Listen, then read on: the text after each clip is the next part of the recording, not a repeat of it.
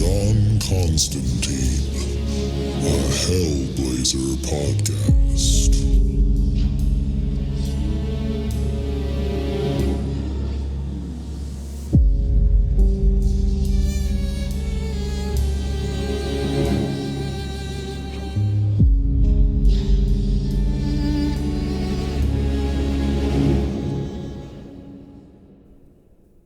Hey there, everybody, and welcome back to John Constantine, a Hellblazer podcast. Today, we are reading issue 131. But before we get into that, just a little catch up on what's been going on. John's friend Chaz has got John tangled up in a mob war with a mob family named the Coopers, who are trying to keep control of the area that they run. And John got mixed up in this because his friend Chaz did a job for someone. He didn't know that he was going to be the driver for a hit against the Coopers, but he went to John when he knew he messed up, and John unfortunately had a run-in with the Coopers before, and that run-in involved him putting a demon inside of Harry Cooper's son, who had been hit by a car. Now, of course, he wasn't supposed to put a demon in there. He was just supposed to bring the boy back to life, but because Harry Cooper would not take no for an answer, John just did the only thing he could, and that was to raise a demon and put him inside the boy. And at least then the boy would be walking and talking and they wouldn't go after John anymore. And that's where we left off with John finishing telling Chaz that whole story. And then we saw little Ronnie, the boy who was possessed, for the first time at the end of the last issue. So first things first, with issue 131, we got the cover. And just like the other ones, there is that same motif of a large half of a face in the foreground and then something going on in the background. So in the foreground, we see the face of a man who has gray hair and brown eyes. And I think this is supposed to be the hitman that the Coopers have hired to figure out who was trying to assassinate them. And that guy's name is Gestapo. And in the background, we see John looking up, and he looks pretty terrified as blood rains down on him from above. And we also see on this issue that this is written by Garth Ennis with art by John Higgins. And as we turn to the first page, we get a panel of Norman Cooper holding out a present to Ronnie Cooper, the possessed boy. And the present is pretty small. It fits in the palm of his hand, but it is gift wrapped.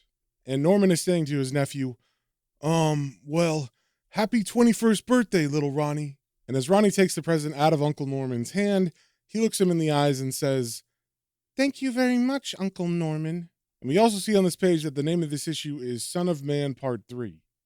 Then we see little Ronnie open his present. And Norman and Ronnie are both standing in front of Harry's chair, although Harry is completely out of it. But Norman looks at him and says, "See that, Harry? Your boy's opening his present."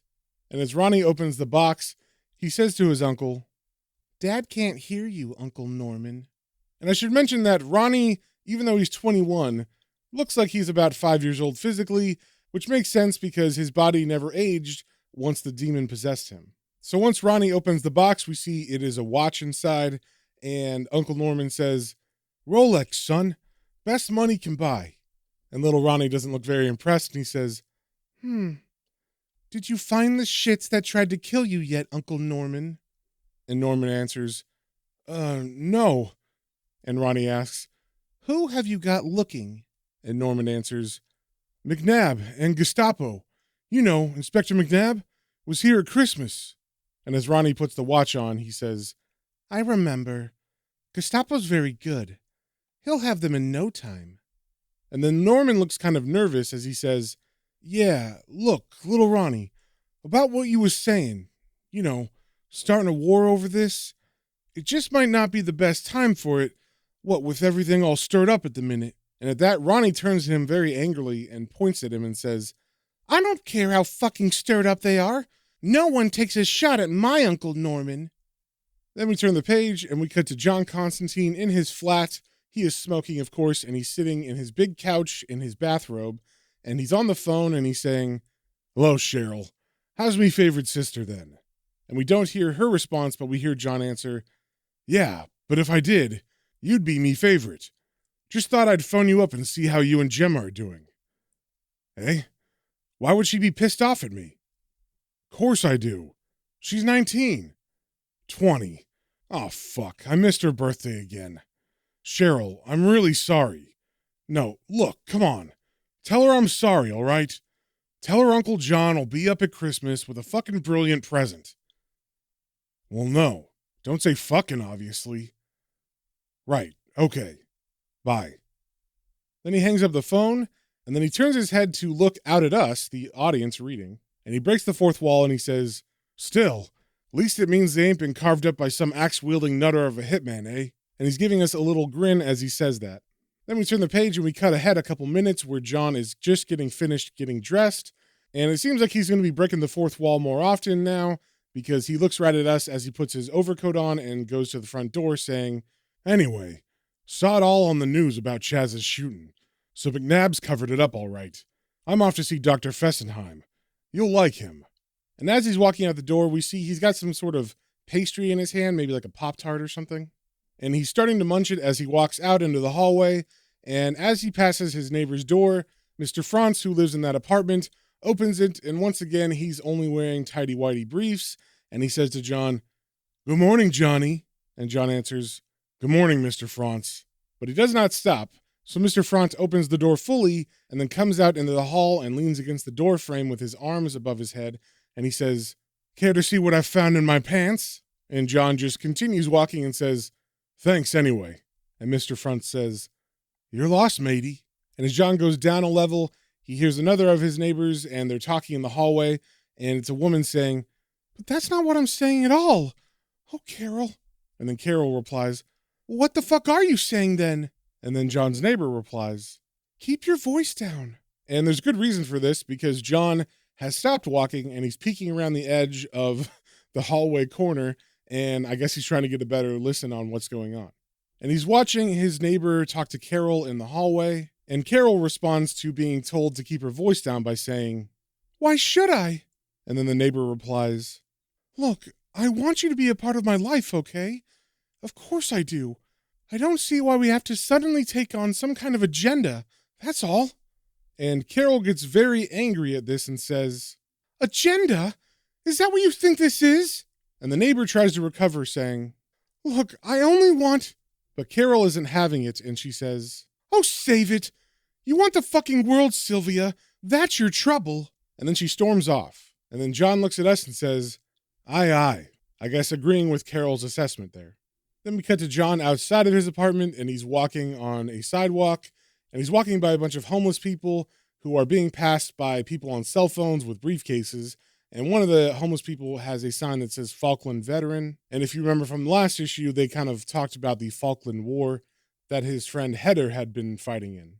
So as John's walking, he's looking at us again, and he breaks the fourth wall, saying, So Fessenheim's this sort of psychic grifter I met about 5 years ago. Real name's Pablo Fink. Comes from Brooklyn. We've done a couple of things together, mostly for fun. The ghost that haunts the party lines was a good one. Any dickhead phoned on the 0898 number we set up. Got this bloody awful voice on the line. Sounded just like his dead mom or whatever. I'm in hell. Send money to the following address. And I don't think this is a thing anymore, but back in the day, in the 90s, there used to be numbers you could call where you could talk to psychics or stuff like that. In America, it's 999 numbers usually. But in Britain, it was 0898.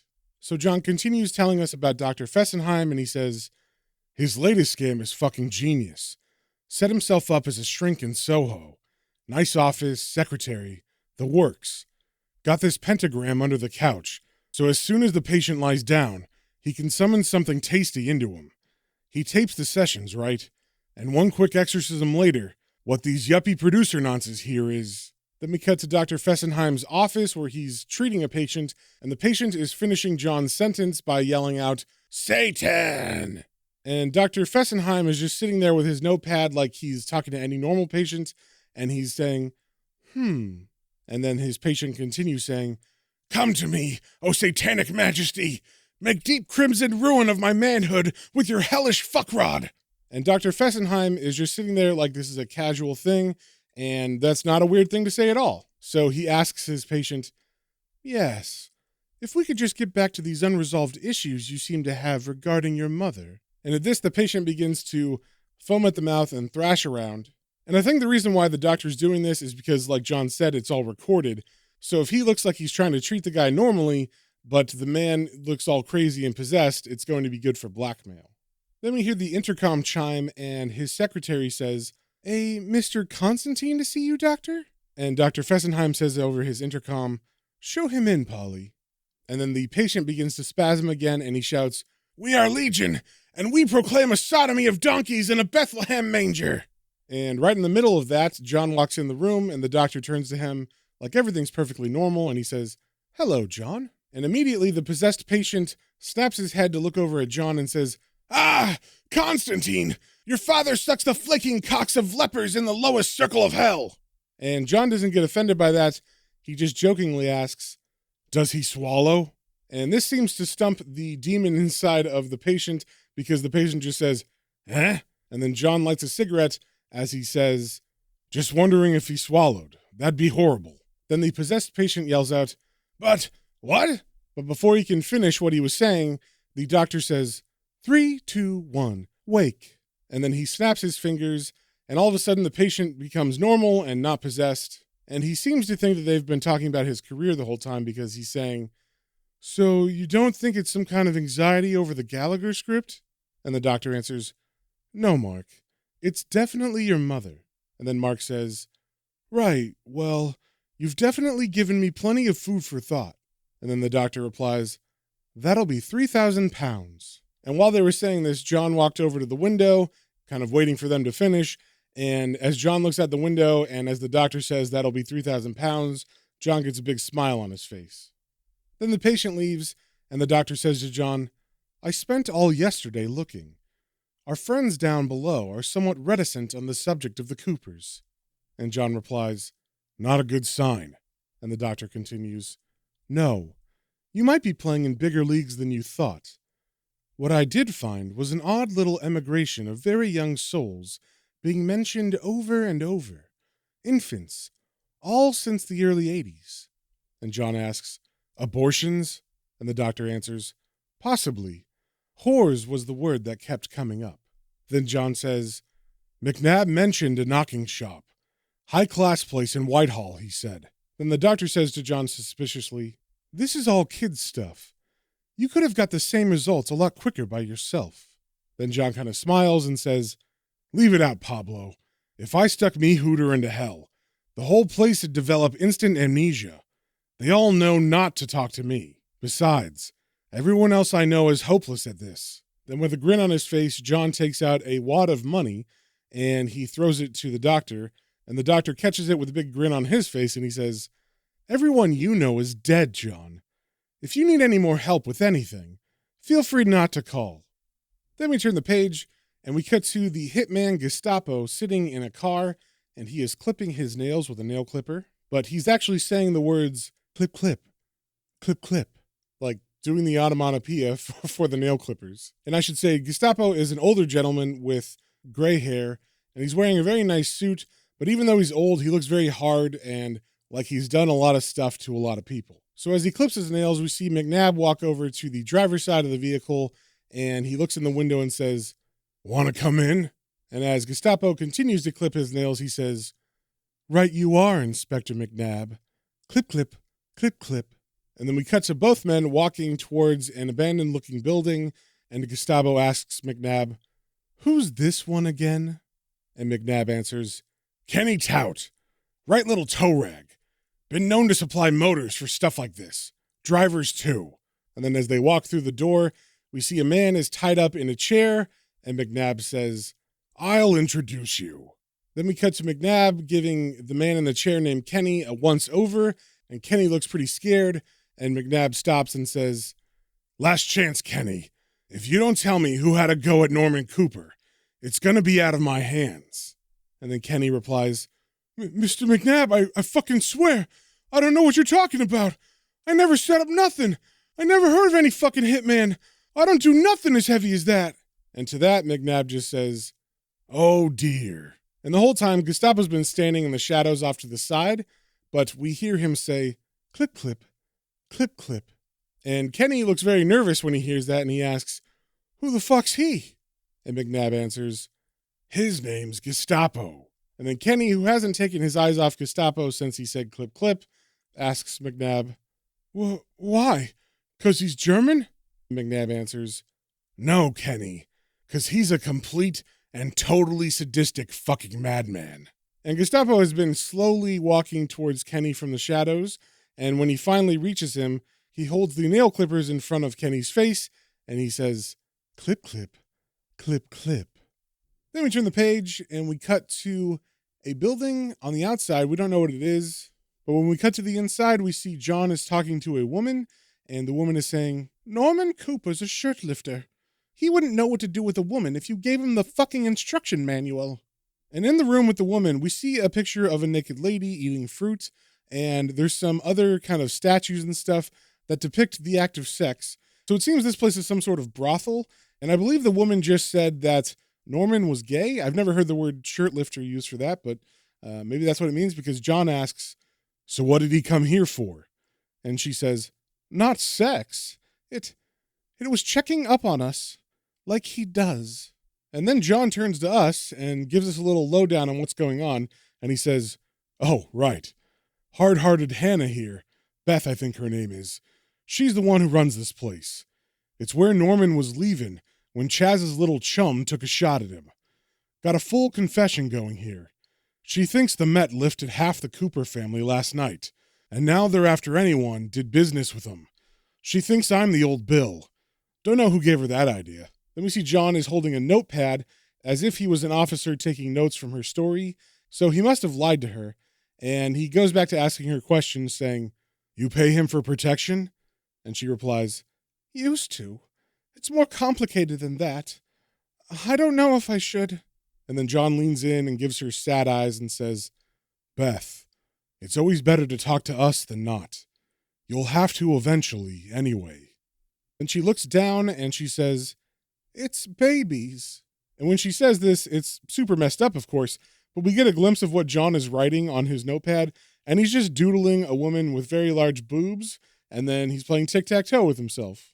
But the whole time, his face looks very serious, like he's writing all of this down, and she continues saying, "When I first started here, before I was running the place, Harry Cooper was here all the time. He looked after us, took payment in kind. Then all of a sudden, it was Norman, but he wanted something else. He said if any of the girls got pregnant, right, and they still do now and again, they weren't to get an abortion. They were to go on and have the kid, and then the Coopers would send someone round to collect it. They never said why."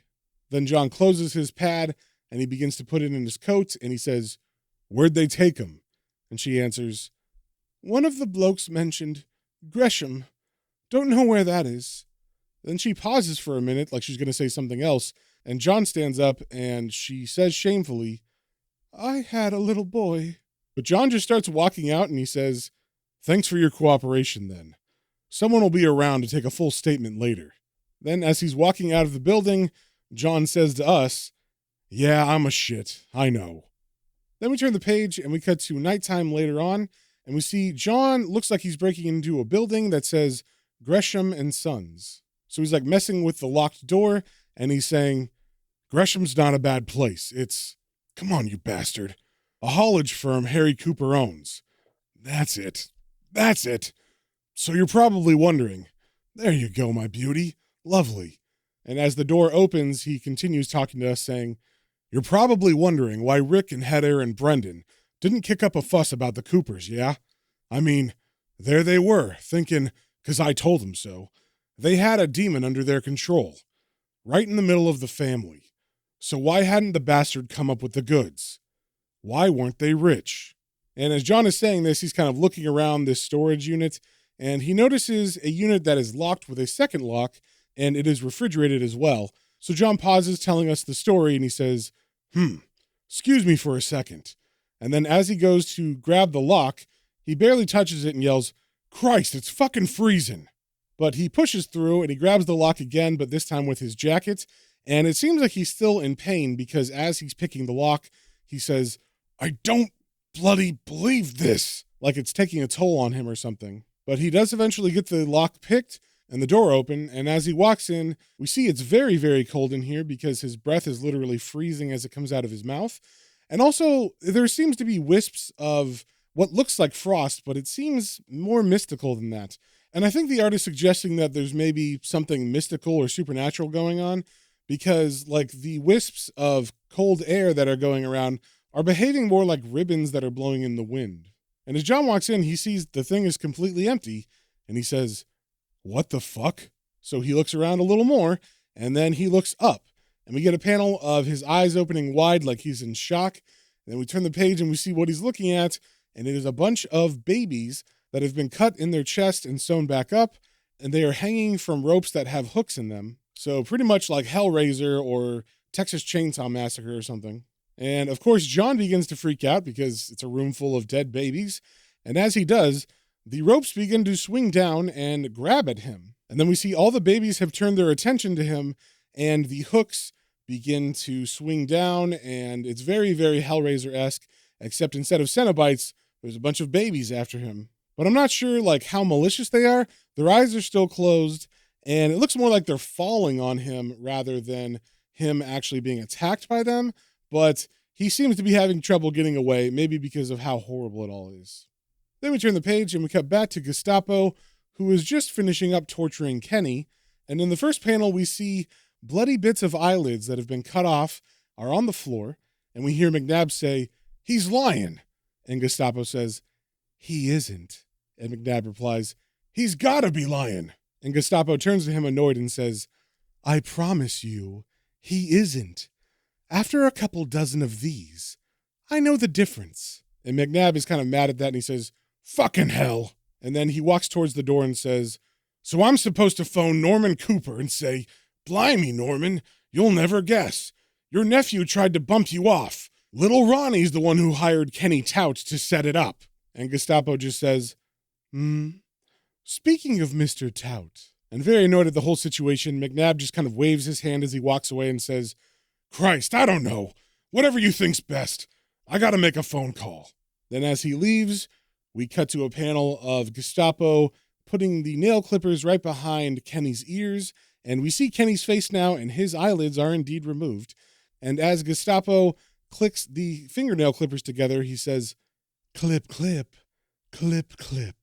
So it seems like Kenny is going to get some more torture. Then we turn the page, and we see John is sitting in the back of Chaz's cab, and Chaz is saying, "I mean, the bath isn't so bad, but the washing machine stinks, John. What's me missus going to say when she gets in?" And John answers, "I don't really give a fuck, Chaz." So I guess Chaz was just talking about some kind of nonsense fight with his wife, but John doesn't really care to hear any of that. And then we see Chaz pull up to John's flat, and John gets out, and Chaz calls out the window, "Well, what's the score with the Cooper thing?" And John answers, "Bloody marvelous." And as John walks into his flat, we see him drop the keys on the floor, and he says, "Oh, bollocks." And then he kneels down to get them, and he says to us, "I don't mind telling you, I'm wound up to fucking 90. Then as he picks them up, we see Sylvia, his neighbor, who was arguing with Carol earlier, come around the corner and see John, and she says, "John, are you all right?" And John answers, "Fine, love." And she asks, "Did you lose your keys?" And then she bends down to help him grab them, and as she touches his hand, she says, "My God, you're frozen." Then we turn the page, and we cut to John being in Sylvia's apartment, and they're talking, and John is saying, "Sylvia, this is really good of you." And Sylvia says, "It's nothing. You looked like death warmed up out there. No offense." And then they both take a sip of alcohol, and then John says, "Nah, I just had one of those days where everything piles up on you at once. Know what I mean?" And Sylvia answers, "Do you have a lot of days like that? You seem like you do." And then she stares at the glass, watching her alcohol as she swirls it, and she kind of smiles as she says, "Carol and I are always wondering about the man of mystery in the top floor flat. You know, speculating." And then John jokingly says, "Is it me or Mr. Fronts you're talking about? Come to think of it, where is Carol? She out tonight?" And then Sylvia continues swirling her glass and looking at it, but she looks sad now, and she says, "Well, she left me again." Then we turn the page and we get a panel of the bottle they were drinking from, and before where the bottle was mostly full, it is now only a quarter full. So they've been drinking, and Sylvia says to John, "All I want is to live together and be together, but she seems to want me to change my entire life." And John asks, "How do you mean?" And Sylvia continues, "You know, going to the clubs, the bars, reading all the right books, getting involved, doing what's expected of us, really. Oh, that's a bit harsh, I suppose, but all the same. And I mean, I like having dinner parties and going to the cinema, and I don't take it personally if the guy gets the girl. I hate clubbing. I'd rather stay at home with a bottle of wine. I just never thought I'd have to live up to my sexuality, if that doesn't sound too pretentious." And John jokingly says, "You just want the dry, dirty bits without the lifestyle, eh?" Then she smiles at John and adjusts herself on the couch, and she gives John a look, and John gives her a look, and he asks, "You always been a lesbian, then?" Then we turn the page, and we cut to John and Sylvia having sex. She is riding on top of John, and she has her hands on the headboard, and she is banging it very hard against the wall. And John is looking up at us, and he says, "Blimey, I'm shagging a lesbian. Do I win a prize?" And he's got a big shit-eating grin on his face as he says that last line. Then we turn the page, and we cut to Norman Cooper, who is talking on the phone, and he's saying, "What? McNabb, have you completely lost your fucking marbles? Do you have the slightest idea what you're saying? I mean, I fucking heard some right fucking cobblers in my time, but that's just about..." And then Norman hears something behind him, and we see little Ronnie is standing behind him, and Norman, very alert, now finishes his sentence saying, "Takes the biscuit." And then he hangs up the phone quickly, and Ronnie walks up to him and asks, "Was that Inspector McNabb, Uncle Norman?" And Norman answers, "Yeah, it was." And Ronnie asks, "Who did he say paid for the hit on you?" And Norman turns and looks down at Ronnie and doesn't say anything. He just kind of pauses, and Ronnie looks up at him and says, "Uncle Norman? Did he say it was Eamon Kelly from over in Bermondsey? The one that made the deal with the Brixton posse?" And as he says this last line, we can see his eyes fully, and I don't think we've seen him before because his eyes look crazy. They are really, really bright green, and they have like slits instead of pupils, like a snake or something. And Norman seems intimidated by Ronnie, so he just kind of pulls at his collar and says, And Ronnie continues saying, "I had a feeling it'd be him. Well, we'd better make sure that bog-trotting Mick fucker goes back to Dublin in pieces, hadn't we? And kill a few of those blacks as well. Don't want people thinking it's safe to do business with shits who mess with the Coopers." And just so you know, Ronnie did use a racial slur instead of blacks, but I didn't want to say it. So even though Norman knows that little Ronnie is the one who tried to kill him now, he is so terrified of Ronnie that he's just going along with what Ronnie's saying about who tried to kill him. So he just says, "Right you are, little Ronnie." Then Ronnie turns and says, "Well, good night, Uncle Norman." And then he walks down the hall, and he's got a very evil look on his face as he walks away. And then we see Norman fall against the hallway wall, and he grabs his chest, and he's all sweaty, and he says, "Good night, little Ronnie." And that, my friends, is the end of the issue. So if you have any comments, questions, or suggestions, you can email me at planestrains.and comicbooks, all one word, @gmail.com. And we will see you on the next one.